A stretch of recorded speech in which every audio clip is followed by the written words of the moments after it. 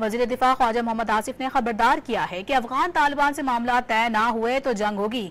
सियालकोट में मीडिया से गुफ्तगू में कहा कि इस्तांबुल में मुज़ाकरात शुरू हुए, इतवार तक एलामिया जारी हो जाएगा। कहा कि रिकॉर्ड पर है कि अफगानिस्तान भारत की प्रॉक्सी के तौर पर इस्तेमाल हो रहा है।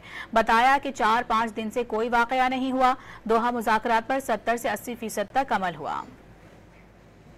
जब आउटकम आएगा तो फिर वो एग्रीमेंट जो है वो तरतीब दिया जाएगा। हमारे पास एक ऑप्शन है, अगर तय नहीं पाते तो फिर हमारी तुम्हारी खुली जंग है।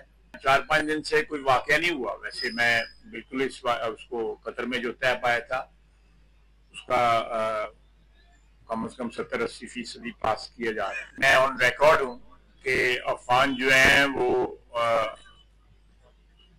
एक भारतीय प्रॉक्सी के तौर पे हमारे खिलाफ जो है कार्रवाइयां कर रहे हैं।